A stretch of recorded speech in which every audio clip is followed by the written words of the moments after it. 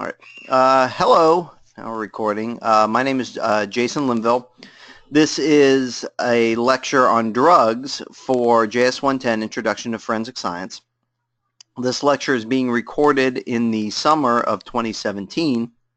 So if I mention anything about the summer of 2017 class requirements, like the fact that we have an exam coming up next Monday, you can ignore all of that, but if you're accessing this archive lecture in future semesters, still pay attention to the content because the content applies to everybody.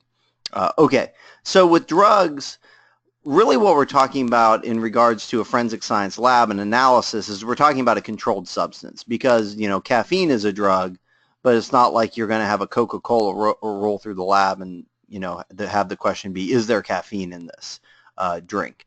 No, it's a substance that's controlled, keeping in mind that drugs can also, or excuse me, not all drugs are controlled. There are a lot of things that can be considered a drug.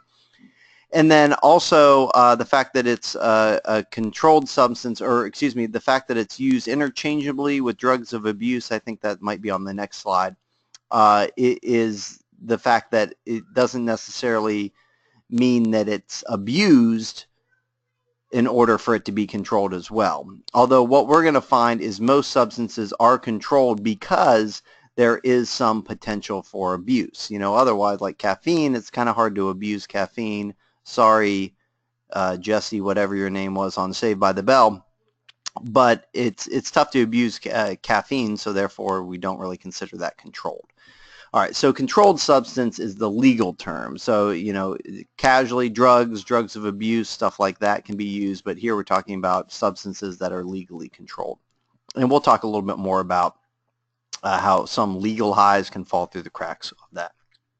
Okay, so if you possess a controlled substance without the necessary prescription or legal authority, if you're a doctor and have legal authority, or if you're transporting it, or if you're a law enforcement officer, et cetera, et cetera. If you possess it, then it's going to be a misdemeanor for your first offense. So in other words, that's like saying possession. What controlled substance means, illegal possession is a crime. Okay, so this is a slide where I say it's used interchangeably with drugs of abuse and give the example of caffeine. Okay, so we're not talking about all drugs here, just a controlled one. So what is a controlled substance? What takes a drug from being just a drug to being controlled? The Controlled Substances Act of 1970 was one of the first acts of legislation that established legal definitions for these drugs. Now, that's not to mean that everything before 1970 was legal and then in 70 it became illegal. It was just a way of organizing the legal definitions of these drugs at a federal level, and then states could sort of follow suit. Because before that, if you think about the time period in the 1960s where there may have been more active drug use and the hippies are running around, it's sort of where 1970, the federal government got together and said, okay, let's find some method for categorizing these drugs and establishing what the penalties should be, et cetera, et cetera.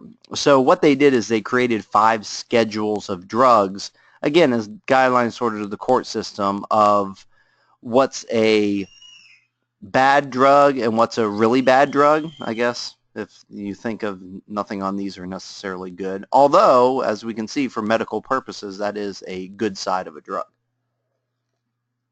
So Schedule 1 drugs are the bad ones. Okay, Schedule 1 drugs carry the most severe penalties, high potential for abuse, and most importantly, at the end, there are no accepted medical use. So if it's a drug that there's a lot of potential for abuse and you can't think of any medical use that this drug would be used for, then it's, boom, Schedule 1. Nobody should have this under any circumstances. All right, Schedule 2 drugs still have a high potential for abuse, so they're dangerous, but they have an accepted medical use. So most of these you're going to find patients can have with a prescription, or they may be tightly regulated and administered by the hospitals. So those sort of fall into the Schedule 2 category. And then from there down, Schedule 3, 4, 5, it's sort of just lessening degrees for the potential of abuse. So Schedule 5, it's where, well, you could abuse it, but it's not necessarily highly addictive. and more of a medical use. So in other words, Schedule 5 you may find more in, prescription medicines, etc. Well, I guess prescription medicines, or in other countries it may not be illegal. Okay. All right. So what we want to do now is I want to pause. I should put a blank slide in here. This works a lot better in class. But I want you, between the three of you, I want you to try to name at least 10 drugs, okay, that you would consider like controlled substances. All right. So think of like the bad drugs that drug dealers sell or use. Or you can think of, some prescription drugs that may be abused. All right, so put 3 in the chat box to keep it readable for me. Do like one drug, comma, a second drug, comma, third drug, comma. And we'll see, we may have some overlap there. So yeah, Garrison gives us a good example. Cocaine, methamphetamine, heroin. Oh, he took the good ones. Okay, so Keelan and Talisha, you're going to have to think a little bit more. And then what we're going to do after we have 9 drugs in there is I'll add my own couple that I think are interesting that you guys may have left out. And then we're going to try to schedule these drugs. In other words, we're going to vote on whether we think they are, Schedule 1, very bad, no accepted medical use, versus Schedule 2 through 5. All right. And do I have a pencil here? You would have thought I would have thought this out, right? Okay, I can scroll in the chat box. All right, and Talisha, I also, this works so much better when I'm actually at a desk where I can do things. Okay, because Vicodin, Talisha, off the top of your head, do you know what the active substance in Vicodin is? I think Vicodin is one of those that it's a mixture of acetaminophen, which is Tylenol, and then also an opiate. I think probably hydrocodone or oxycodone, one of those things. All right. Okay, I'm going to start adding my own in here. I'm going to add LSD. I'm going to add marijuana. That's always a fun one. Let's see here. X, yeah, we can do that. So X would be ecstasy is another name for it. Also, this is every semester, this is a good way to catch up on the slang terms for drugs. We always have to have a conversation about what Molly or crank or who knows what. Sometimes, there's new things that I haven't heard of either. All right, LSD, marijuana. Let's see, here's some of the other ones that we're going to talk about. Psilocybin, which are mushrooms. And let's go PCP. All right. Trying to think of, I think we have all of the main ones that we want to talk about. Okay, so yeah, and we can throw morphine in there as well. So play along at home. If you're watching this archive lecture, just sort of grab a notepad or something and jot down what you think these schedules are. I'm going to ask the 3 that are in the chat room here, and you guys can just throw quick guesses into the chat box. There may be a delay on here, so this could be a disaster, but just to get an idea. Okay, we're going to start with cocaine. All right.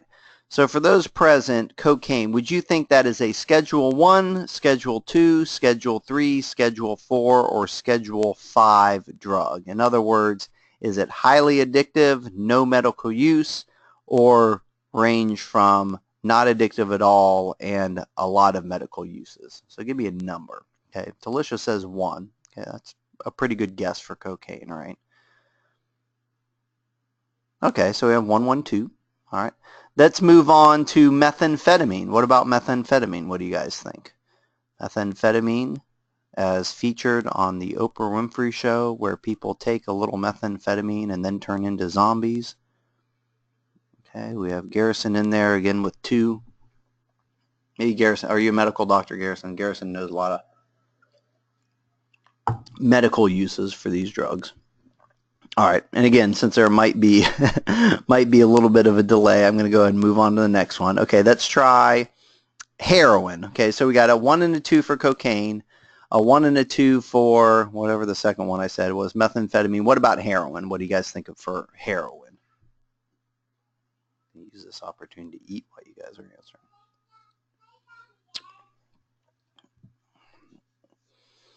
Okay, so we got a couple 1s coming in for heroin. All right, now let's go on to What about Vicodin? And we're going to group a lot of these prescription opiates fall in the same category. So we'll say Vicodin, Percocet.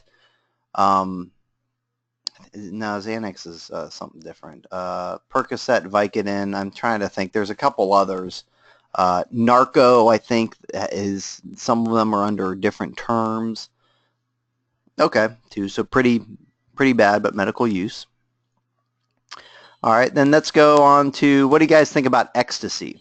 That can be an interesting one. Because it doesn't seem that bad. I often eat in class too. Okay, so now we have some 2s coming in for ecstasy. Okay, what about marijuana? We'll throw marijuana sort of in the same category as ecstasy. It seems like sort of a party drug. I don't know if we want to call it that, but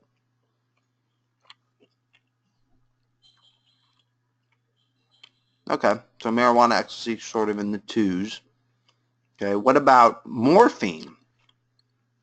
Which we'll talk a little bit more when we get to heroin about the relationship between heroin and morphine. Okay, 2s are still coming in. If you're playing along at home. All these that we've mentioned seem to be pretty bad. It's just a question of whether there's a medical use or not. All right, what about, let's put LSD and psilocybin, which are psychedelic mushrooms. Let's group those together. What do you guys think about something like a hallucinogen like LSD or psilocybin? And again, psilocybin is the, as we're going to learn later, the active ingredient in mushrooms. Not like portobello mushrooms, but hallucinogenic mushrooms. Okay, so we're back to the 1s. All right, and let's see, our last one will be PCP. Where do you guys think PCP would rank? Okay, 1 for PCP. Good. All right, and then, I'll give you one more. What about codeine? Codeine is another opiate that is found in some cough syrups. What do you guys think codeine would fall? Okay, so we got 2s. So all these are bad. It's really a debate about whether it's medical use or not. Okay, so let's go to the next one here. Now let me get back to the slide. That would help. All right, you guys did a pretty good job, but we do have some interesting flip-flops on Schedule 1 and 2. So we'll start with cocaine. All right, now cocaine, if we look over here, wait a minute, let me get my little pencil. Now for crying out loud. Is that good enough? You can see it. Cocaine we're actually going to see falls under here under Schedule 2. All right, so that brings up the fact, and I think, Garrison, you may have said Schedule 2 for cocaine, but for all 3 of you, can you think of something that cocaine might be used for medically? All right, and also you at home, think about if you can think of anything that cocaine can be used for medically. All right, I'm sort of try to head off some incorrect answers here. A lot of people know that cocaine is a stimulant, so they think, oh, maybe like for depression or some type of, anxiety or narcolepsy or something like that. Yeah, and Garrison is actually right. It is an anesthetic because the hint that I give is for cocaine, it's similar to lidocaine and it's similar to Novocaine. And more people have heard about lidocaine and Novocaine being used for medical purposes. Novocaine, a lot of dentists will use during oral surgery. And lidocaine, when I got a wart removed, they put a bunch of lidocaine in my finger. Or if you have surgery and they're going to like cut you open in a place, they'll numb the location with lidocaine. All right. So cocaine has those similar properties. And in fact, some oral surgeons still use cocaine as opposed to the others because they feel it's a lot more powerful and local anesthetic. In other words, it'll numb the local area, but you won't be able to feel it. And if you're putting it on the skin or something, it may not get into the system and give you necessarily the same high as you would get with, cocaine, the drug. What is there? The other thing to mention here is on some like CSI shows or something like that, you'll notice where they get a cocaine bust and the detective like slits open the pack of cocaine with his knife and takes a little bit on his pinky finger and then like rubs it in his mouth. And or puts it on the tongue. They're not necessarily tasting it like cocaine, but what they're doing if they rub it on their gums or put it on their tongue is they're testing for that local numbing effect, and that can tell them very quickly whether it's cocaine versus some other white powder drug. Now, doing that is dumb, and if you are a law enforcement officer, excuse me, I got something on my tongue. I must be thinking about cocaine.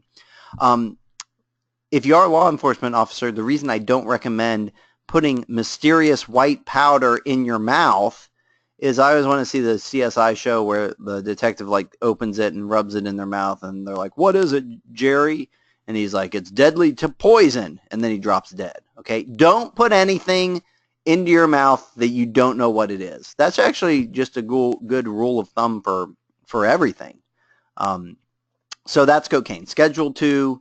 You know, you're not going to find it a lot in oral surgeons, but it does still exist for some procedures. Normally, it's the less dangerous, less regulated Novocaine. Okay, so that brings us to the next thing that we talked about, which is methamphetamine. And we're going to see here number 2 in Schedule 2 is methamphetamine.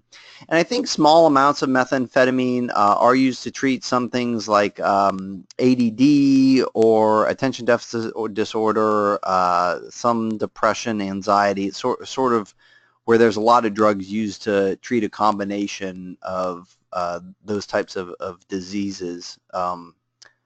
Or conditions. I don't know. I'm not a psychologist, so I'm going to use the wrong word and get pinged by somebody taking a psychology class. But with methamphetamine, I think Ritalin has methamphetamine because I know a lot of the attention deficit disorder medications are either a little bit of amphetamine or methamphetamine or a combination thereof or a similar drug to it.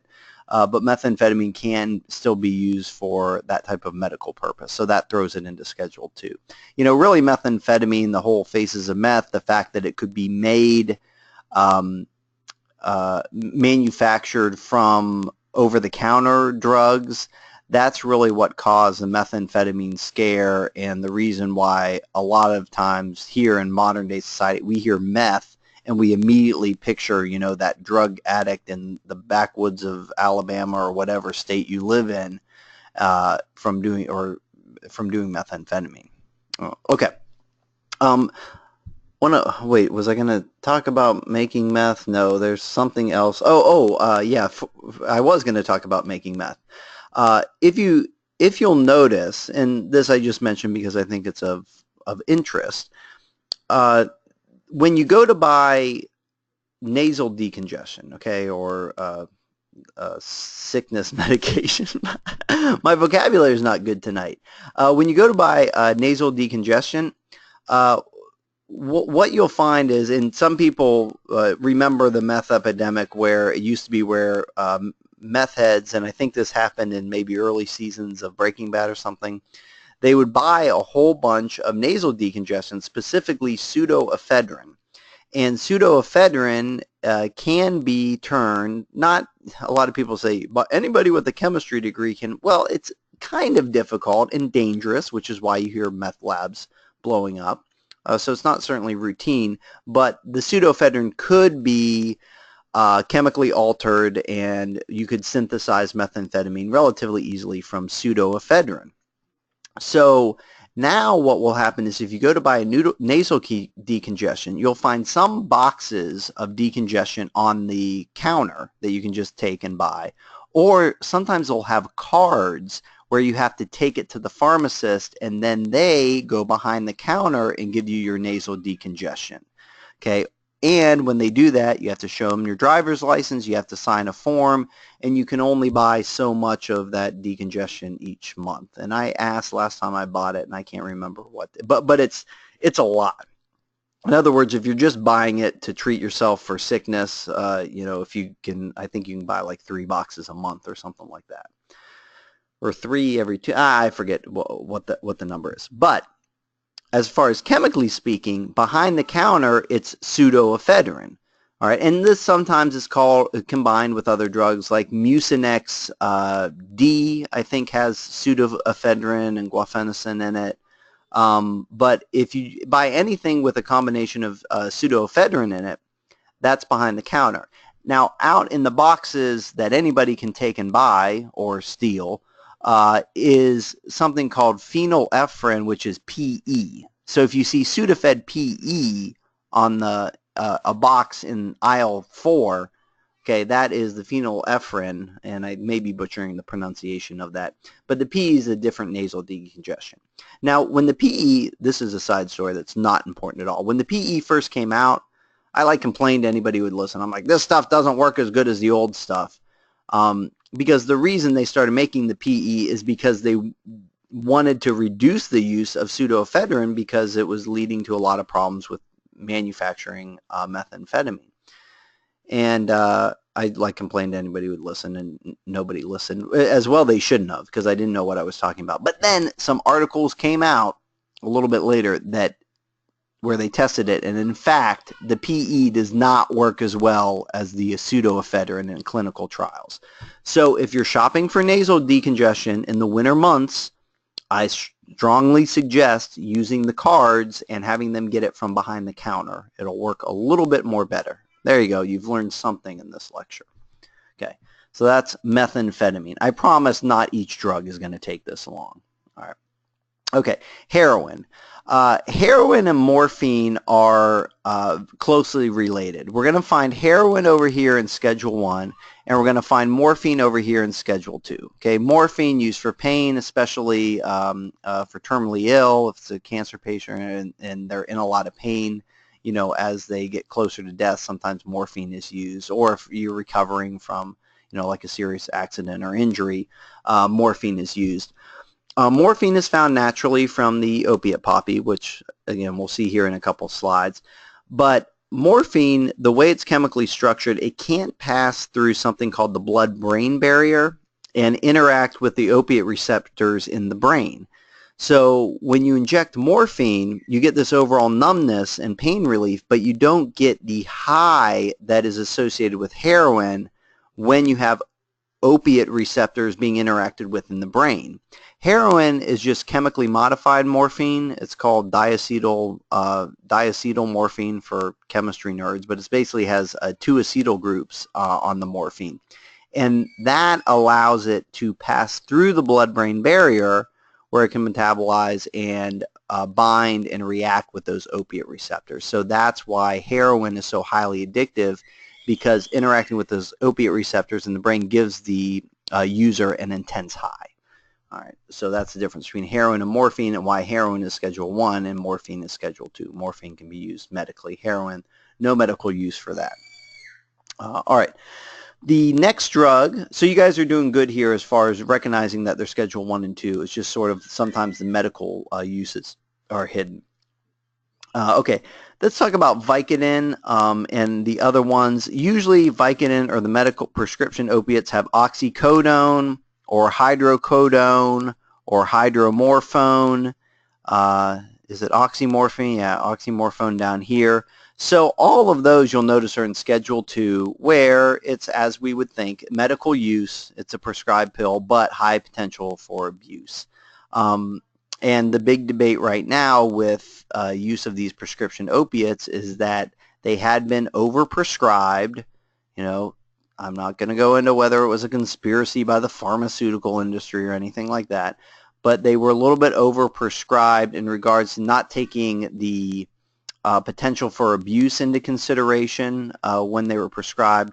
But now abuse of prescription medications has become such a problem that doctors are starting to recognize that and dial back the rate of prescribing these opiates to patients for, you know, pain after surgery or after childbirth. Well, I'm naming the thing. My wife recently had surgery and had a child, and she had opiate medication for both those. But also it's good for public awareness because she did not take it unless she really needed it. Because of the risk of, you know, getting your body used to that. And then right now what the running theory is for the problem with the heroin epidemic is that you have individuals who became addicted to prescription medication, And then when it became harder and harder to get the opiates from the prescription medication, they switched to another opiate that was a lot cheaper and easier to find, which was heroin. Now, not that heroin is cheap and easy to find, but it became to where it was easier than these prescription medications. But it's whether the addict didn't understand the risk or didn't care about the intense high that heroin gives and the highly addictive nature that heroin has, which is why obviously heroin is in Schedule 1. But then that creates even a bigger problem because it's almost easier to treat a prescription addict than it is a heroin addict, although, addiction is never easy. All right. Well, this lecture is becoming depressing pretty quickly. All right, let's talk about ecstasy. Maybe I should I dim the lights and play some music? So ecstasy is a party drug, but if we look for I'm still on heroin, monoacetylmorphine. No, methamphetamine. Is that right? Methylene dioxymethamphetamine. Am I reading that correctly? MDMA or MDA right here. In Schedule 1. Okay, that's where ecstasy is classified. Now, for some of these drugs, we think, wait a minute, ecstasy, highly addictive. I don't think, people are getting highly addictive to party drug. But, again, in the 1970s, it's more or less where this drug has no medical use. So we're going to put it in Schedule 1. And people who abuse drugs are abusing it, so we're going to put it in Schedule 1. Which, if you notice, marijuana and the active ingredient in marijuana, THC, down here, are both Schedule 1. Okay, whereas right now we think, wait a minute, isn't marijuana legal in some states? And isn't it medically useful, Schedule 2? Well, again, this was 1970. After all the hippies were smoking their weed and going to Woodstock. I'm sort of I'm giving a really inaccurate portrayal of history here. And men were walking on moons. Then, after the 1960s, it was sort of, again, marijuana, there's no medical use. There's no real use for marijuana. It's a gateway drug, so we're going to throw it in Schedule 1, as far as that goes. Now, you'll notice that the penalties for marijuana versus the penalties for heroin didn't really necessarily hold up over time, as far as they're not necessarily treated the same. But the classification and sort of the perception of marijuana just sort of shows that the medical use was not really considered in 1970. All right. Now, federally, there's a lot of petitions to reschedule marijuana, and federally, marijuana is still a Schedule 1 drug, and federally, if Jeff Sessions, Attorney General of the United States, wanted to start busting people in Colorado for using marijuana, he could do that, okay, or the federal government could do that, but at least under the last administration, they've sort of signaled to states that if a state wants to legalize a drug for medical use or legalize marijuana for recreational use, they are not going to interfere with that. They're not going to come in. But it sort of creates this weird situation where a drug is federally regulated but not regulated by the states. Now, the reason, if you're a criminal justice major, this is important, is it's still unclear how the federal government, and every semester I check with Ms. Earwood about this, it's still unclear with how the federal government is treating marijuana use for applicants to federal law enforcement positions, okay? Because it used to be where they had some corny rules, like you couldn't have used marijuana in the last 3 to 5 years, and in your lifetime you couldn't have used it more than 15 times or something like that. Well, if you admit in your job application that you visited California and used marijuana, 20 times throughout your young adult lifehood or whatever, legally, then the question is, well, wait a minute, if you're using marijuana legally, is that still, what's their hiring practice going to be? Like, you would think it would be illegal, but it's just sort of a messy gray area that you should be aware of, okay? So in other words, if you're planning on going into law enforcement, don't schedule a trip to Colorado and say, oh man, I'm going to get so happy that I'm seeing, I don't know. I always think about how you're going to end a sentence before you start it. Okay. All right, so that's where marijuana is. Psilocybin is similar, where it is over here, I think. Let me move my chat box so I can see that. Yes, psilocybin and psilocin are over here in Schedule 1. So again, that's even though we don't necessarily think of a hallucinogenic drugs, as being highly addictive, the fact that they have no medical use throws them over there. And we can see LSD is over here as well. It's interesting because right now, especially with some disorders like post-traumatic stress disorder, they find that hallucinogenic substances do help as far as with a medical treatment, but it's really hard to do research and testing on them since they're still in that Schedule 1 category. So we may see as marijuana drifts to more social acceptance of personal and medical uses, hallucinogenics may drift that way as well. All right. Now, that's not saying that you should put yourself on, I was talking to Dr. Copes about some microdosing that I guess is a new thing where you take small amounts of hallucinogenic drugs every day in order to help regulate yourself. But so don't do that. But in a medical environment supervised by a doctor, they have some potential. All right, PCP, the last one. PCP, as we're going to find out, angel dust, it's a really nasty hallucinogenic. Like this is a guy standing in the middle of the street stabbing himself, walking towards police officers, then telling them to stop, and then not stopping, and being shot and still not stopping. So PCP is really nasty. Why is it in Schedule 2? Well, it was originally used as a horse tranquilizer. And that sounds like a joke, but it's not. So for vets, they would often use PCP and use it on animals. And then humans, I don't know, I guess, somebody has to take it first, right? And then but I don't understand with PCP. So you take I'm going to try this horse tranquilizer, and then you're stabbing yourself and like, that was great, I'm going to do that again. Hey, everybody, check this out.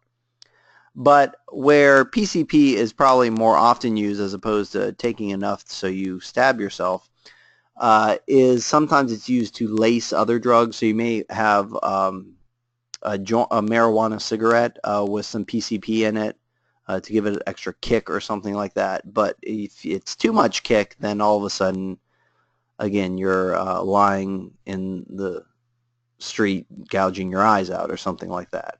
So this is my way of telling everybody, if you're going to a Sloss Fest, if you're going to like a Panic show or something, somebody gives you drugs, don't just take those drugs from strangers. Okay, don't do drugs, right? But don't do drugs from strangers because it may look just like marijuana. But if it's laced with something you're not expecting, that's bad for business. Okay. Types of drugs. This is categories, so these are more for multiple choice questions. So if you've fallen asleep and you just really want answers to the multiple choice questions on the test, now is time to wake up and start paying attention. These are, okay, wait, I have a quick question down here. So Garrison asks if embalming fluid, a drug like PCP. I'll have to check on that, Garrison. Something about what you're saying sounds correct as far as in the embalming process they use some type of drug. I don't know if it's the fluid itself or something in there that can be abused, and it's a really nasty drug to abuse, but I don't know that off the top of my head. So I'll have to look that up and maybe throw it in a note or an announcement or something like that. But to my recollection, I don't think it's PCP, but I could be completely wrong about that. Okay, so we're going to classify these drugs into 3 different categories. Naturally occurring, you can get it from a plant, or an animal? No, from a plant. I don't think any of these come from animals. Although, isn't that an untapped anyhow? No, toads. You can lick toads. You can get hallucinogenic drugs from animals, so that would be naturally occurring. Synthetic, meaning you make it in the lab, and then semi-synthetic, which you still make in a lab, but you start with a naturally occurring material. All right, so like heroin's the best example, as I just went over. You start with morphine from the opiate poppy, and then you have to, in the lab, modify it to add those two acetyl groups, and then it becomes diacetylmorphine. Okay. All right. So in other words, if I give you which of these is a naturally occurring drug, you may have to pick one out of 4 choices, or, which of the following categories is marijuana? Naturally occurring, synthetic, semi-synthetic.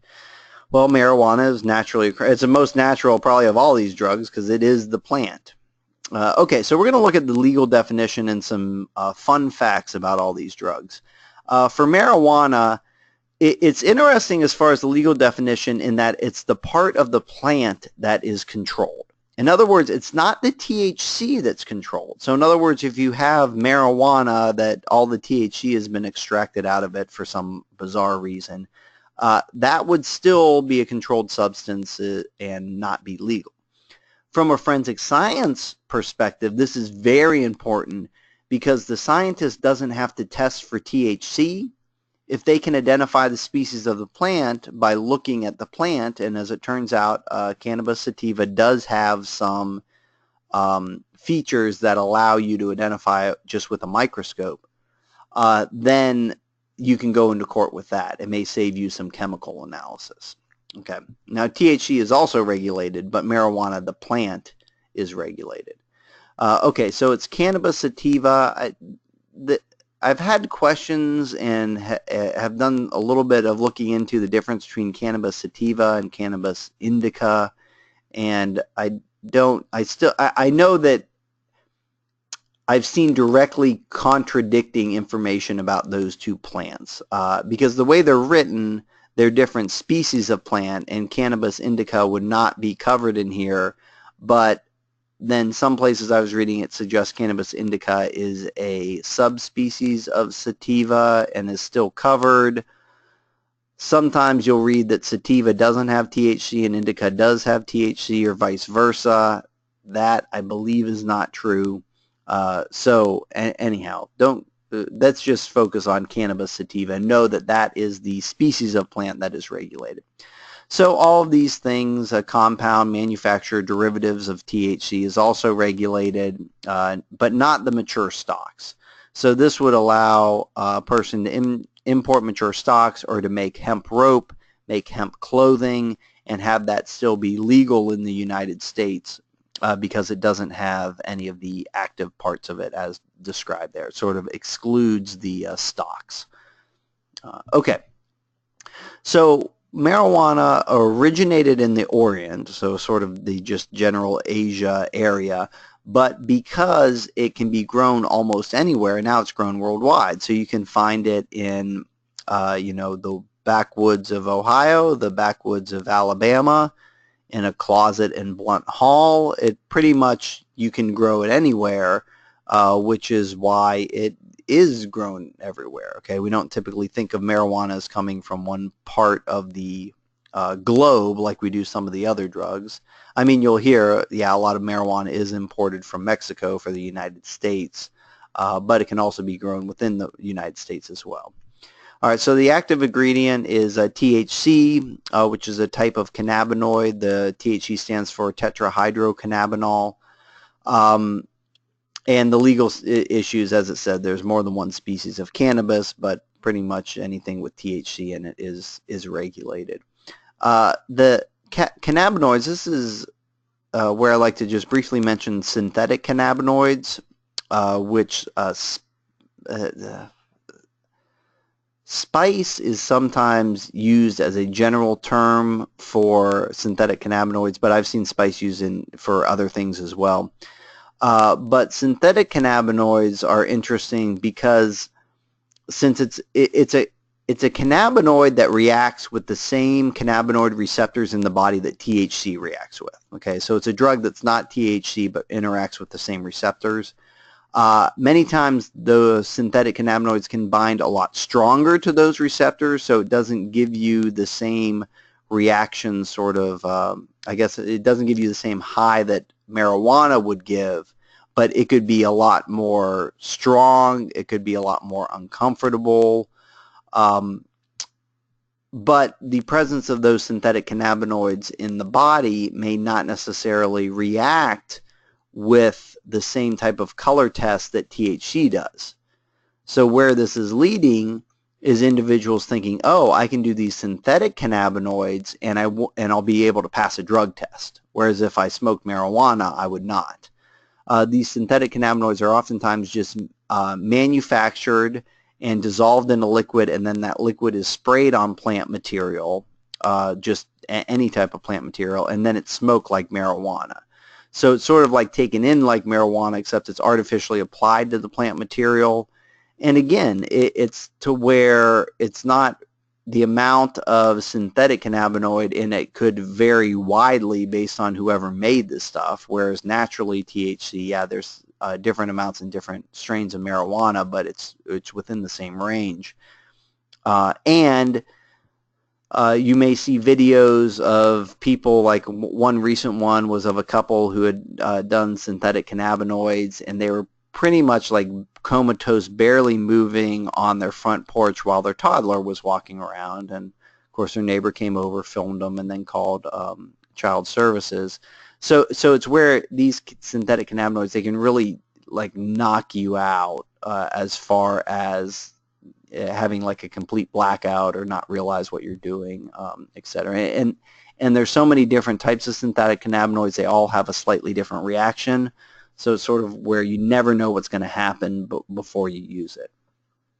So again, I don't suggest doing synthetic cannabinoids. All right, cocaine. The legal definition is the coca leaves and any salt compound derivative. Okay, so normally when we think of cocaine, we think of cocaine powder, so that would be the cocaine salt compound derivative. Cocaine is naturally occurring. Remember, we're naturally occurring here. And it is extracted from a coca plant that grows at high elevations. So there we can see Bolivia and Colombia. So it's not as though, oh, cocaine comes from Bolivia and Colombia because they love their cocaine or anything. It's just that's the only place on earth where it can grow well, so that's where it grows and it comes from, the cocaine comes from. I saw an interesting documentary in a college class. It was like one of these drug classes where they went and they showed people making cocaines, and there were just coca trees, you know, all over the place. And they would pick the leaves and they would throw them in like a kiddie pool, and they would add some solvent in there and just stomp around on the coca leaves like they were making wine. And then the cocaine would dissolve from the leaves into the liquid with a big strainer, you know, like sort of a big pool strainer. They would take all of the leafy material out, leaving just the liquid with the cocaine dissolved in it, and then they would leave it out in the sun until all of the liquid evaporated and you were left with just this cakey white powder in the bottom of the kiddie pool. And then that was your cocaine that they would cut up and then combine with other things and then sell. So by the time it gets from that kiddie pool in Bolivia to the streets of Miami, it's not pure cocaine. They will cut it with other types of white powder. And legally speaking, it doesn't, forensic scientists don't do any tests for the purity of cocaine. So if you have a pound of cocaine that is 80% cocaine and a pound of cocaine that's 20% cocaine, obviously you have a lot more cocaine in the pound of 80% than you do in the pound of white powder that's only 20%, but they're still prosecuted and treated as the same amount of cocaine. In other words, it doesn't look for the other stuff in there, just if it's positive for cocaine, then all the white powder is cocaine. So if you're looking to frame somebody, no, I won't go there. They have a little bit of cocaine, then just throw a bunch of flour in with it, you know, and all of a sudden you've tripled the amount of cocaine they have in their possession. Okay. When we talk about cocaine, a lot of people ask questions about the difference between crack and cocaine, and sometimes you don't realize that it is the same drug. Crack is crack cocaine, and it is a different form, a different what chemical form? No, it's the base form of cocaine. So cocaine is cocaine hydrochloride, and it's just normal cocaine powder. And then if it's mixed with base, like some baking soda, then it can be dissolved, and then as it dries, it forms crystals. Okay, so cocaine hydrochloride, cocaine the powder, is just in powder form, whereas crack, it goes into crystals. All right, now Garrison asked a good question about the sentencing being heavier for crack, because they're trying to change this. So the difference is with cocaine powder, you can't smoke cocaine powder. All right, if you light it, it just sort of burns like sugar. You know, sugar you can't really, it doesn't fume. But for cocaine base, for crack cocaine, when that is lit, it fumes. Okay, so it can be smoked. All right, so in other words, if you think about it, for cocaine, how do you stereotypically think of people taking cocaine? Snorting it up their nose. The cocaine goes up their nose. It passes through the nasal barriers into their bloodstream. Cocaine's in your blood. You get the high of cocaine. Okay. For crack cocaine, it's smoked. The vapor goes into the lungs, into the blood, and you could get a lot more cocaine in your system a lot faster with crack. Therefore, it's associated more with an intense high, a highly addictive high, similar to heroin, as opposed to cocaine powder that's just taken, you know, snorting cocaine. All right, now the sentencing is, it boils down to racial bias, because in the 1980s, what happened is, you know, take the stereotype. Okay, you found somebody with a bunch of cocaine powder on them. Okay, what's the profile? Well, it's probably going to be some young white yuppie who gets a tisk, you know, those crazy kids, don't do that again, community service. Whereas if you take the same amount of cocaine in crack form and put it on a black kid from the city, you know, same age, and everything else, let's make them as similar as possible. But then all of a sudden it doesn't become, oh, boys will be boys. It's, oh, first crack cocaine, the next thing you know, he's going to be murdering people, okay? 15 years. So when legal scholars started to look at this, then the question came up, wait a minute, we have the same amount of drug on these two individuals, and the sentencing is dramatically different for cocaine powder versus crack cocaine. And when the courts recognized that, then some appeals were made, some successful, some not, as far as to get the crack cocaine sentences shortened. And they're trying to have a little bit more similarity in the sentencing when it comes to those drugs, so it's not so blatantly racial biased. But there is still a problem with the difference in the sentencing because of the form of crack cocaine versus cocaine. And a lot of it is the perception of the user as opposed to the, you know, the physiological aspects of the drug. Although, as I just said, crack cocaine, the base form that's smoked, can be much more highly addictive than cocaine. Okay, heroin, which is diacetylmorphine. So we talked about this. It's heroin is a semi-synthetic compound. So this is, the legal definition covers a lot of these opiates. So this would include the prescription medication, where it's opium derivatives or salts, isomers, salts of isomers, et cetera, et cetera. In other words, if you take anything, any of these opiates out of the plant, the opiate poppy, and modify it, it's going to be controlled. All right, so heroin comes from the opiate poppy, which is found in hot, dry Middle Eastern countries.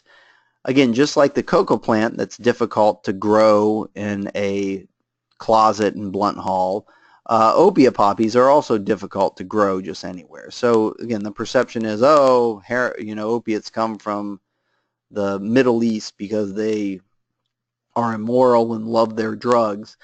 No, it's just that's where they grow, that's where they're found, and that's where the opiate poppies come from, and where a lot of the illicit opiates come from as well. Okay, then for testing of heroin, there's not really anything else interesting to talk about like we just did with marijuana or cocaine. All right, PCP is regulated. This is a synthetic drug. A couple precursors are also controlled. This is similar to the pseudoephedrine as being a precursor to methamphetamine type thing, where even though the precursors don't necessarily or aren't highly addictive at all, the fact that PCP can be manufactured from these substances leads to them also being controlled. But I'm not going to ask you about that. We're just concerned about PCP. As I mentioned, the reason it's Schedule 2 is it was once used as an animal tranquilizer. Angel dust is another name for PCP. And as I already mentioned, it may appear as an adulterant, meaning it laces other drugs to give them sort of an additional kick. Taken on its own or taking a high enough amount with other drugs, the consequences are pretty brutal as far as an extreme hallucinogen where the person doesn't even realize what they're doing and might not make good choices. Oh, in fact, when I was young, they had something called after-school specials where you'd get home after school, and instead of the gummy bears being on ABC, not the food, but the actual cartoon, there would be this stupid after-school special that was trying to teach you about how to be a good kid. And in one of them, Helen Hunt, who's now a much older actress, at the time was a teenager, well, she encountered the dangers of using PCP. Here we go. She's taking angel dust. She's kissing boys. What's going to happen next? There she goes. Jumps out a window. And didn't kill her. I mean, hey, we don't want to, this is after school special. We don't want to show somebody dying. But, you know, don't do drugs or else you'll jump out of windows and not be good. I can't remember. I think she learned her lesson in the end. Okay. Thanks for wasting my time, Dr. Linville. Hey, settle down. There's a lot of stuff that we can learn from poorly edited education videos. Okay. That one other actress, she was Nina on Young and the Restless. I don't know if...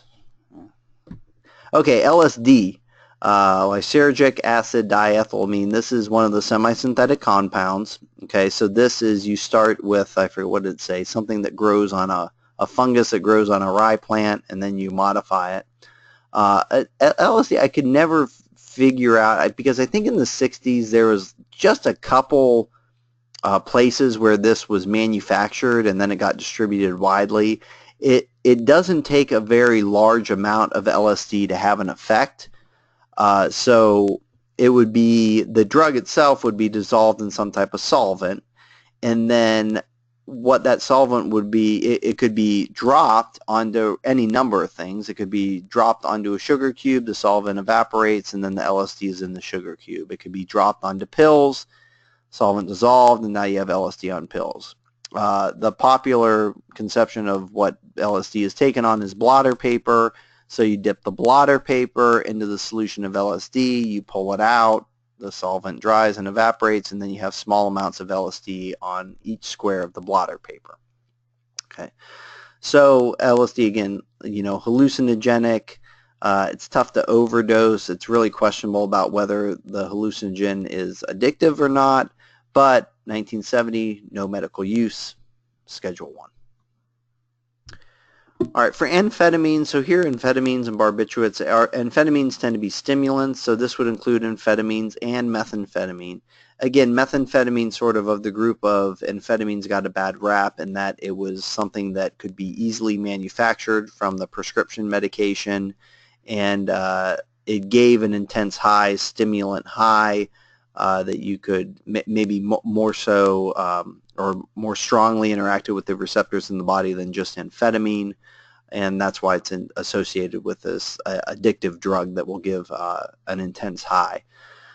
But lower doses of methamphetamine and amphetamine, you know, like any type of stimulant that you'd think, if an individual is you know, suffering from depression, and then amphetamine could help stimulate them, make them feel better. From attention deficit disorder, a stimulant might be able to help them focus. What is Adderall? I think Adderall is just amphetamine, not methamphetamine. But Adderall is another one of these that you can apparently just walk into Stern Library during finals and then buy a bunch of Adderall from, I don't know, somebody who's, I guess, standing there with two fingers up in the air. So I don't know how you find an Adderall dealer, but apparently Adderall is, especially around finals time on college campuses, sold in excess. So it's just a matter of time before they start cracking down on that. So if you do have problems with attention deficit disorder or some type of attention problem, please see a medical professional and don't see some guy named Jerry who's hanging out in the history section of Stern Library because nobody else goes there except the history nerds. Okay. Maybe that's why they do so well on those tests. I didn't say that. Okay, I'm going to cut that out of the lecture. Okay, so amphetamines, many forms, legal prescription, over-the-counter. Okay. Barbiturates are sort of the opposite of amphetamines, so they're downers. So again, sometimes when it comes to depression, the stimulant versus barbiturates help out people. I think, although this doesn't always apply, you think of attention deficit or depression, a stimulant will bring that person up. For barbiturates, if a person is suffering from anxiety, any disorder that maybe makes the individual a little bit skittish, the barbiturates may serve to calm them down a little bit more. So both barbiturates and amphetamines, there's a wide variety of them. Some have a more higher potential for abuse than others, so they range in schedules 2 through 5. Okay, normally in tablets or capsules, so I think back in the 70s, they were called reds and blues. Like reds would be stimulants, blues would be barbiturates, uppers and downers. All right, this leads us to psychedelic mushrooms. So the mushrooms are not controlled. So unlike marijuana, where you could just look at the plant and say, yeah, this is cannabis sativa, and go into court with that, if you identify the species of mushrooms, that's not good enough. You actually have to extract the drugs from them, and then it's the drugs that are regulated. So you need to demonstrate that they have psilocybin or psilocin in there. Now, that doesn't say any mushroom that comes into the lab is going to be tested. I mean, drug analysts are trained to say, no, this is, again, a bunch of portobello mushrooms, or no, this is just white cap mushrooms. Somebody was about to make a pizza. Versus the hallucinogenic mushrooms. Dr. Linville, do hallucinogenic mushrooms grow under cow poop, like I heard? Yeah, I think that's true. I do not recommend eating fungus that you find underneath cow patties, so I recommend against that.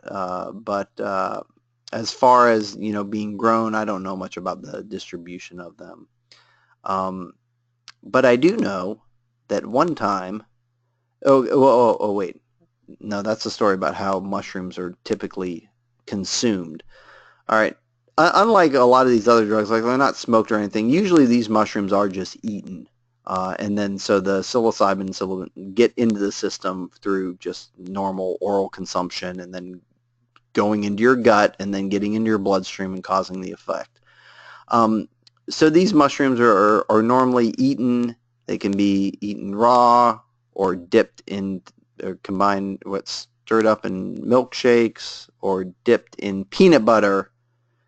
As I found out, I wasn't taking psychedelic mushrooms, but in college, somebody had dipped, and actually, it's Tony Award nominee Dave Malloy, who was my roommate in college, dipped psychedelic mushrooms into my peanut butter. I was very upset about it. It was Jif. I couldn't eat the rest of it. I had to give it up because I was studying forensic science at the time. But anyhow, so psychedelic mushrooms can be eaten. All right, peyote so peyote cactus, mescaline is the active drug. The reason why we mention this is from a forensic science perspective, both the drug, mescaline, and the plant are controlled. So you could either identify the plant or extract the drug. Oftentimes when the peyote is found, it's in, where's my little drawer here, in like a pill form or dry, so it can be difficult to identify the plant after it's been processed and it's on the street for consumption. So in that case, you would try to extract the mescaline from it and identify that. The reason why mescaline is brought up in a lot of legal discussions is this is a hallucinogen that was used in a lot of Native American rituals, religious rituals. So there is a question as, you know, if the federal government can regulate this drug or if it should be regulated. So this falls into a lot of hallucinogen that may have some medical or spiritual benefit. Okay, so that's a long time of going over all of these drugs, but don't worry, the second part of this lecture is relatively, or a lot faster because I go on rants during the first part. So when these drugs come in, it helps to know where they are at, where they come from, but from a forensic science perspective, all you want to know is it the plant that's regulated, is it the drug that's regulated, and how do I take a white powder, how do I take a pill, how do I take a piece of plant material and take it through the analytical process to determine what is this. Okay, so with drugs, especially when it comes to the mock case question, we are talking about more about identification. Think back to when we were identifying blood or identifying semen. We're not going to necessarily look at class characteristics and individual characteristics, although that's what these are, but we're going to talk about them in terms of presumptive tests and confirmatory tests, or more specifically, screening tests. Sometimes presumptive tests are called screening tests in drug analysis, and confirmatory tests. And the same, as you're going to see, goes for forensic toxicology as well. These are presumptive tests and confirmatory tests. Okay, so we're going to talk about the analysis of these drugs and then a little bit about instruments and botanical examination as well. Okay, so if you get a powder or pill in, which most of those drugs that we just talked about are found on the street in powder or pill form, there's a process that you go through. Okay, the first thing is you do a screening step. We're going to go over several, but the main screening step that's done most often is just a quick color test. Once you have an idea of what the drug is, then you can prepare it. It's difficult to prepare a sample for confirmation without at least having some idea of what it is. Okay, extraction methods for opiates may be a little bit different than extraction methods for cocaine, so you need to have an idea of which drug you're targeting for your analysis. And then you put that extracted drug, the cleaned up drug, through a confirmatory test, and then you can go into court and not say, we think this is cocaine, but you can say, yes, this is definitely cocaine. Okay. So a color test is the first screening step that we're going to talk about. It's, like I said, probably the most commonly used. You put a small amount of the powder or crush up the pill and put a small amount of powder in these porcelain spot plates. So this is just like a flat plate with a little divot in it, probably about the size of a nickel. Okay, those little circles there are about the size of a nickel. You put a very tiny amount, less than half of your pinky fingernail of the powder or pill in there, and you just add a drop or two of your color changing reagent. And then you write down what the color change is. There's a lot of different color changing reagents, and in this lecture we're not going to go over them all. I think in JS 250 and 350 we do a little bit more with color tests, but you can do several tests at the same time. There's not one magic drug color test where you add it and cocaine turns blue and methamphetamine turns red and heroin turns pink. It's where you use a combination. But if you use, 5 or 6 different color tests, then that usually is enough to give you an idea of what something is. Now, normally when something comes in, you have an idea of what it is. Like if you get it off of Jimmy the Cokehead and you think it's cocaine, then you can just jump straight to like a cobalt thiocyanate test that will indicate whether it's cocaine or not. So it's a matter of, it's up to the analyst and up to the knowledge of what they think it is for how these color tests go. Because again, these color tests aren't necessarily going to be presented as in court as definitive proof of what the drug is, but they're more or less there to help the analyst figure out what it is so they can set up the confirmation. Okay, microcrystal test is another screening. It's a little bit more specific than the color test because, with the color test, it's where amphetamine and methamphetamine are probably going to change the same colors, or maybe they'll be a little bit different.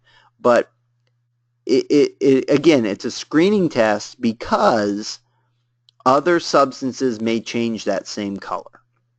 A microcrystal test is a screening step because different drugs may give the same type of crystal shape. All right, so again, these are not specific to a drug. So these are similar to class characteristics. And when you're answering mock case quiz questions, okay, and I say, you know, a color test was done on a drug. You know that cocaine turns blue. For this unknown drug, it turned blue. What is your conclusion? Okay, your conclusion is not, yes, it's definitely cocaine. Your conclusion is this drug might be cocaine, but other substances also change that color. Okay. Microcrystal test, another one. This is where you take a small amount of the powder, you add a microcrystal reagent to it on a slide. Sometimes you heat it up a little bit, and then the drug combines with that reagent and it starts to form crystals. Okay, and you watch those crystals form underneath the microscope. All right, and this one in the center there, if you see that, you know, when you're using, what is that, gold chloride, I think, a solution of gold chloride, that will combine with cocaine and form those crossed X-shaped crystals with like the little prongs coming off of each branch. Okay. So shape of crystal suggests a type. It's not necessarily the color, it's the shape of the crystal. All right, thin layer chromatography is a combination of thin layer chromatography and also a color test when it comes to a lot of the drug tests. This is more, and you have to remember, a lot of drugs, when they're in powder form or pill form, they're mixtures of two different drugs. So when you do a color test, if you have a mixture of cocaine and something else, what is a better example? If you have an opiate that's a mixture of acetaminophen and hydromorphone, the acetaminophen may throw off the reaction with the hydromorphone a little bit. It may not be clear that you're dealing with an opiate. For these TLC tests, they actually separate the drugs before you then dip them in reagents that act as a color test. Okay, so it can be a little bit more helpful than just doing the straight up color test. But how thin layer chromatography works, we're going to talk about this a lot more in question documents when we talk about ink analysis. But you put a small amount of drug, you actually dissolve it in liquid and you put it in a cup, and then you throw a little paper disc in there and evaporate the liquid. So now all of your drug is on that paper disc, and you put it on one of these thin layer chromatography sheets. You dip the bottom in a solvent, and then that solvent, just like liquid runs through a Bounty paper towel, runs up the TLC plate and separates the components. Okay. All right, so different solvents results in different distances for different drugs, and some systems, as the one we're looking at here, which is probably the ToxiLab system, changes colors. All right, UV spectroscopy, and we're going to have several of these screening tests. Okay, so this is, again, the fourth screening test we're talking about. You just dissolve your drugs in a solvent, and then you scan it at different wavelengths of light. Again, 400 and up. Whoops, 400 and up is visible light. So this is down here in the ultraviolet section. Okay, this is violet up here and goes through 700 is red up here. So this is ultraviolet at different wavelengths of ultraviolet light, from the dangerous ones that will fry your eyes out versus the ones from the sun that you just want to wear sunglasses. And the drug, based on the chemical structure and these bonds, and this gets a little bit too into chemistry, but just know for different drugs, this pattern of ups and downs, peaks and valleys looks different. But for cocaine, it's always going to look like cocaine. All right, so in other words, you know what the UV spectra for cocaine is going to be. If you take your unknown substance and get a spectra and it looks similar to cocaine, then that gives you an idea that, yes, this is cocaine. Now, for UV spectroscopy, there's too many things that can throw it off a little bit. So again, you can't go into court and say, yes, this is definitely cocaine, but it gives you enough of an indicator that you can then move on to the confirmatory test with the knowledge that it's probably cocaine. Okay, so this just sort of shows, you know, different drugs, a different drug on the left and right show different patterns. Okay, gas chromatography. Now this we are going to talk about more in toxicology lecture because gas chromatography is often combined with mass spec, which is a confirmatory test. Okay, so GC, gas chromatography, that's screening. Mass spec, that's confirmatory. If you use them both together, GCMS, that's also confirmatory. Okay, but if you just look at gas chromatography, that's screening. The reason for that is gas chromatography is where you inject a mixture of drugs and then you measure the amount of time it takes to travel down a capillary.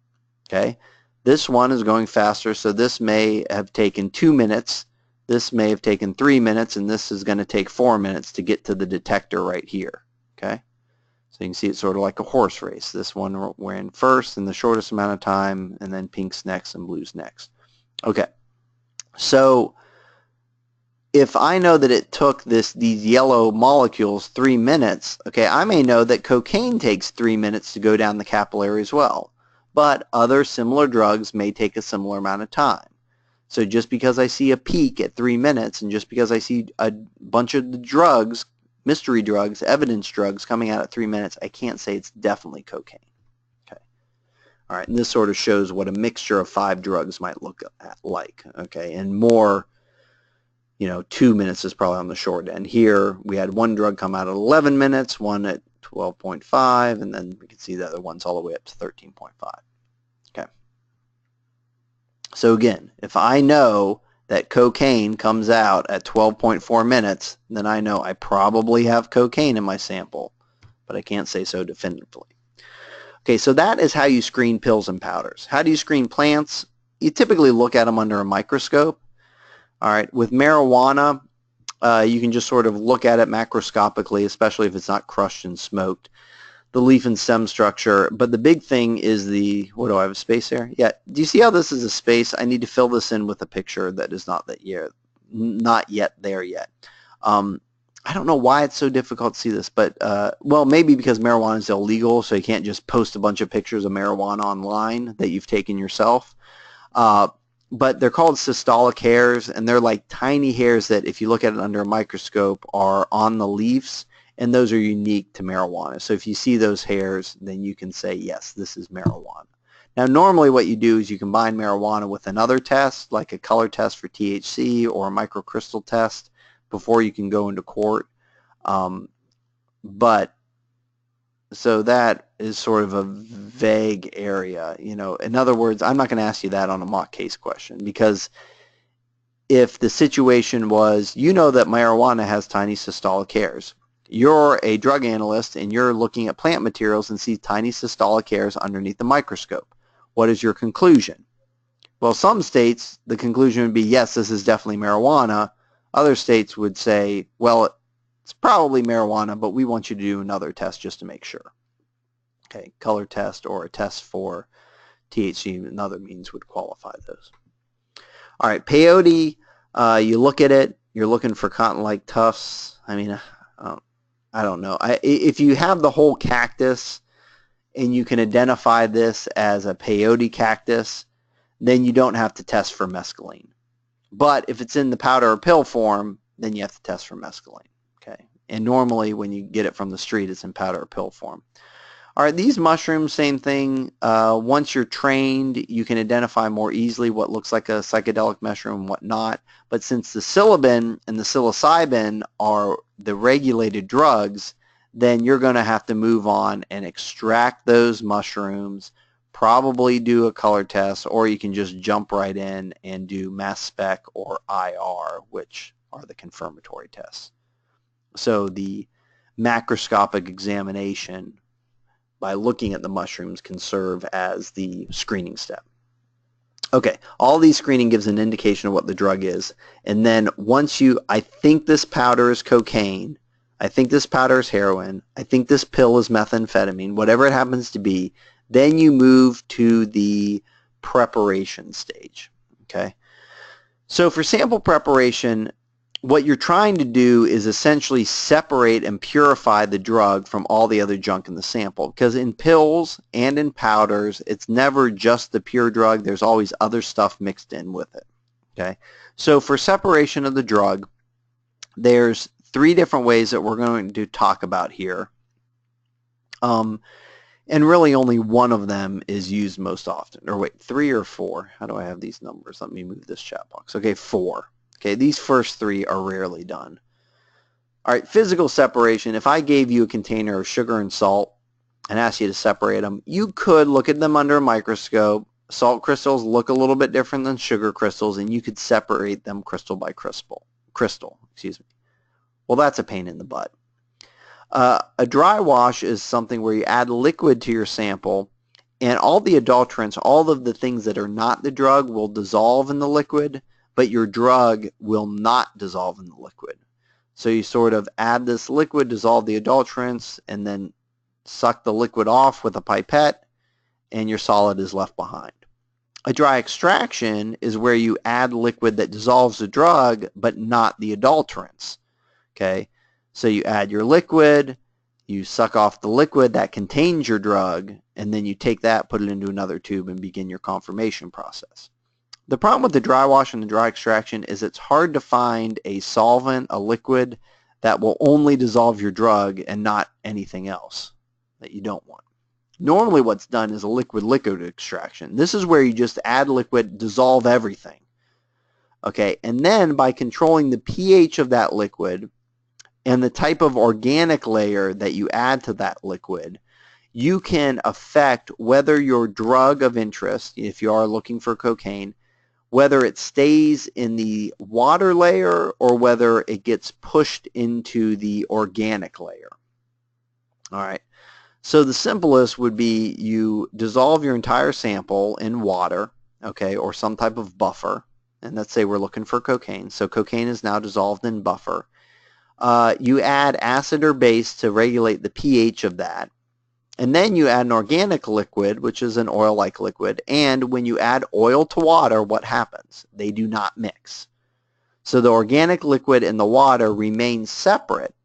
So what you do is you shake it up, just like you shake up salad dressing before you use it, and then you let it sit. Or you can put it in a centrifuge. Okay. After you let it sit, then what happens is the organic layer and the liquid water layer then re-separate.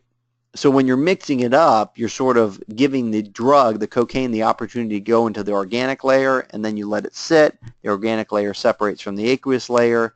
The drug has moved from the aqueous layer into the organic layer. You pipette out the organic layer and shoot it into your mixture. Or you can have all of the adulterants go into the organic liquid and your sample remains in the aqueous layer. Okay, and that's how the book describes it.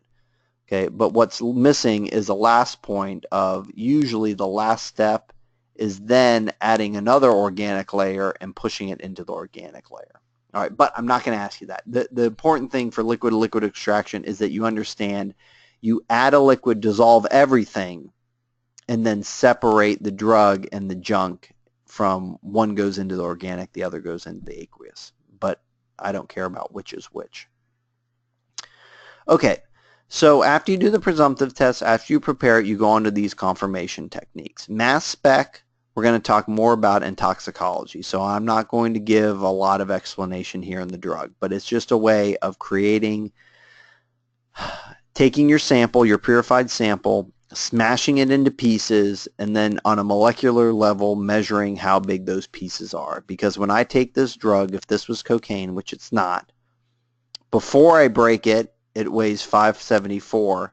If I hit it with a hammer, then it's going to break into pieces that are either 559 or 591 or 73 or 147, etc., etc. Okay. All right, infrared is similar to UV spectroscopy, where you take your sample and you shine a bunch of different wavelengths of light through it, but as opposed to it being ultraviolet light, it is, you guessed it, infrared light. It gives a similar pattern where different drugs have different patterns, so I can look at my reference library, and if I take my unknown white powder that I've collected as evidence, done a color test, I think it's cocaine. I purify the cocaine, and then I stick it in my infrared spectroscope or spectrometer, and I get this picture. Then I can look up cocaine in a book or in the computer software, and it matches exactly. Then I can go into court and say, yes, this white powder that I analyze is definitely cocaine, because no other substance, it's like an individual characteristic, no other substance will give the same pattern. Okay, so IR, definite yes. All the other screening stuff, maybe. All right, does that make sense, everybody? Okay, so we went a little bit long tonight, but we did finish up before 7:30. Okay, so not too terrible. Right now, you guys feel free to jump out of the room. Again, I have you guys down for attendance. If you do have any questions about the lecture or the class, throw them into the chat box right now. I'm going to leave the recording run for a little bit longer in case anybody asks a question that other people in the class would also be interested in hearing answers for. And then eventually I'll stop the recording. And then if you guys want to ask me any questions that you don't want on the recording, then you can do that as well. All right, for everybody else watching, thank you. All right.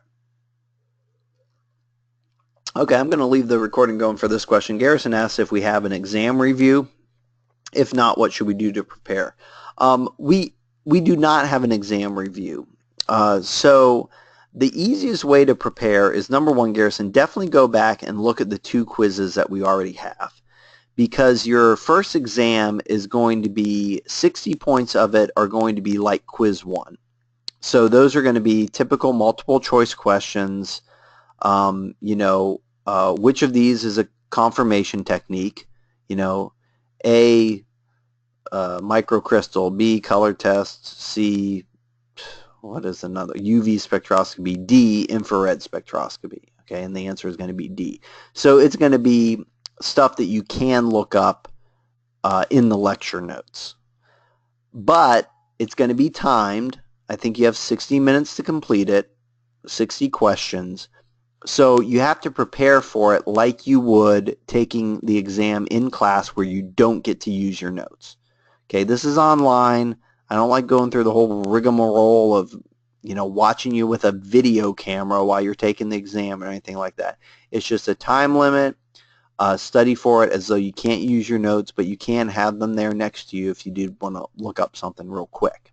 Okay. The questions are one at a time. You can't go back. So in other words, if you don't know it, you can't go, I'm going to think about that later. You just need to go ahead and guess and answer it. Okay, so that's sort of, and it's just like the first quiz that you took in the course, except it's a little bit longer, so you want to be better prepared. You want to make sure you don't get frustrated. The second part of the exam is going to be like quiz number 2. It's only worth 20 points. I think there may be 20 questions as opposed to 15, which is in the quiz. Some of them are going to be the exact same as quiz number 2, so that's why I strongly suggest going back and reviewing quiz number 2. But then we've had several lectures since quiz number 2, like on drugs and toxicology, that will have questions similar to what I went over today. If you analyze a drug and it changes the same color of cocaine, what's your conclusion? Well, that's a maybe, since it's a screening step or a presumptive test. If you analyze your substance and it has the same infrared spectrogram as cocaine, what is your conclusion? Well, IR is a confirmatory test, so I can go into court and say, yes, this is definitely cocaine. If it's different, then I can go in and say it's definitely not cocaine. So it's a matter of, taking each of the lectures that we have in the first half of the class and going over them and studying like you normally would, prepare for multiple choice questions about those, and then also make sure you think about the potential examination or mock case questions that I'll ask as well. So just sort of know that it's going to be, each part is going to be similar to what you've already had in regards to quiz and exam. It's just going to be a lot longer. There's going to be a lot more of it. So be sure you study and prepare, as opposed to, 5:30 next Monday, printing out all the PDF files and then just keeping them in a stack next to you, because that is not a recipe for success. All right. Did that help a little bit, Garrison, answering your question? Yeah, I wish I had better tips, but the good thing is in this class you've already had a quiz that's going to be like the exam and another quiz that's going to be like part 2 of the exam. Okay, at this point I'm going to stop the recording, and then, well, at this point I'm going to stop the recording. Goodbye, everybody.